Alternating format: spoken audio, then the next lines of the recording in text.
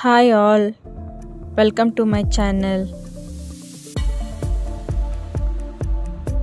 ಇವತ್ತು ಗೋಬಿ ಮಸಾಲ ಹೇಗೆ ಮಾಡೋದು ಅಂತ ನೋಡೋಣ ಬನ್ನಿ.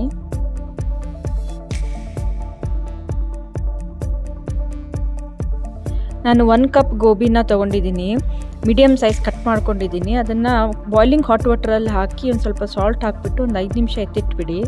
ಇವಾಗ ಗೋಬಿನ ನೀರಿಂದ ತೆಗೆದು ಒಂದು ಸ್ವಲ್ಪ ಎಣ್ಣೆ ಹಾಕ್ಕೊಂಡು ಚೆನ್ನಾಗಿ ಫ್ರೈ ಮಾಡ್ಕೋಬೇಕು. ಫ್ರೈ ಮಾಡ್ಕೊಂಡು ಎತ್ತಿಟ್ಕೊಳ್ಳಿ. ನೀವು ಬೇಕಾದರೆ ಸ್ವಲ್ಪ ಖಾರ ಪುಡಿ, ಅರಿಶಿನ ಪುಡಿನೂ ಹಾಕ್ಕೊಂಡು ಫ್ರೈ ಮಾಡ್ಕೊಳ್ಳಿ. ಇವಾಗ ಮಸಾಲೆಗೆ ಈರುಳ್ಳಿ, ಶುಂಠಿ, ಬೆಳ್ಳುಳ್ಳಿ, ಗೋಡಂಬಿ ಮತ್ತು ಸ್ವಲ್ಪ ಟೊಮ್ಯಾಟೋನ ಹಾಕ್ಕೊಂಡು ಚೆನ್ನಾಗಿ ಹುರ್ಕೋಬೇಕು. ಹಸಿ ವಾಸನೆ ಹೋಗೋ ತನಕ ಹುರ್ಕೊಂಡು ಎತ್ತಿಟ್ಕೋಬೇಕು. ಇಲ್ಲಿ ಹಾಕಿರೋ ಎಲ್ಲ ಐಟಮ್ಸ್ಗಳನ್ನ ಎಷ್ಟೆಷ್ಟು ಅಳತೆ ಬೇಕು ಅಂತ ಹೇಳಿ ನಾನು ಡಿಸ್ಕ್ರಿಪ್ಷನ್ ಬಾಕ್ಸಲ್ಲಿ ಮೆನ್ಷನ್ ಮಾಡಿರ್ತೀನಿ, ಪ್ಲೀಸ್ ಚೆಕ್ ಮಾಡಿ.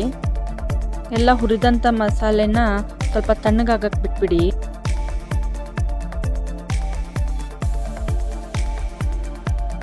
ಇರೋ ಐಟಮ್ನ ಸಣ್ಣದಾಗಿ ಗ್ರೈಂಡ್ ಮಾಡಿಕೊಂಡು ಸ್ಮೂತ್ ಪೇಸ್ಟ್ ಮಾಡಿ ಇಟ್ಟಿಟ್ಕೊಳ್ಳಿ.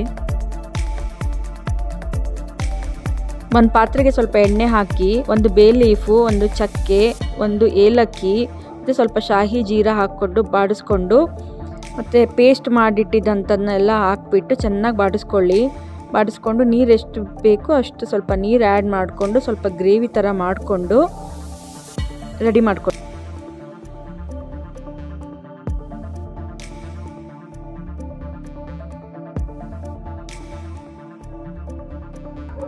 ಇವಾಗ ಮಸಾಲೆಗೆ ಸ್ವಲ್ಪ ಅರಿಶಿನ ಪುಡಿ, ಖಾರದ ಪುಡಿ, ಧನಿಯಾ ಪುಡಿ, ಜೀರಿಗೆ ಪುಡಿ ಮತ್ತು ಗರಂ ಮಸಾಲಾನ ಆ್ಯಡ್ ಮಾಡಿಕೊಂಡು ಚೆನ್ನಾಗಿ ಮಿಕ್ಸ್ ಮಾಡ್ಕೊಳ್ಳಿ.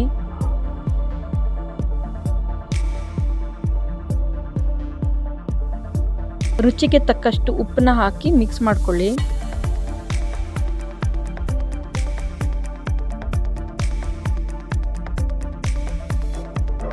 ಗ್ರೀನ್ ಪೀಸ್ನ ಹಾಕ್ಕೊಂಡು ಮಿಕ್ಸ್ ಮಾಡಿ, ಮತ್ತು ಹುರಿದಂಥ ಗೋಬಿನ ಹಾಕ್ಬಿಟ್ಟು ಚೆನ್ನಾಗಿ ಮಿಕ್ಸ್ ಮಾಡಿ.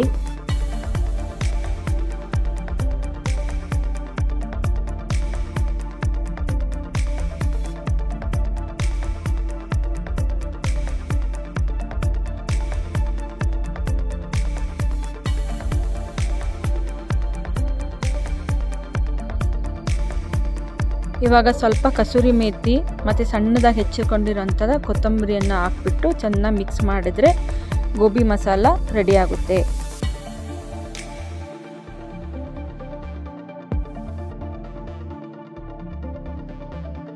ಮಸಾಲ ಚಪಾತಿಗೆ, ಪೂರಿಗೆ, ದೋಸೆಗೆ ಎಲ್ಲ ಚೆನ್ನಾಗಿರುತ್ತೆ, ರುಚಿಯಾಗಿರುತ್ತೆ. ಒಂದು ಸಲ ಟ್ರೈ ಮಾಡಿ ನೋಡಿ.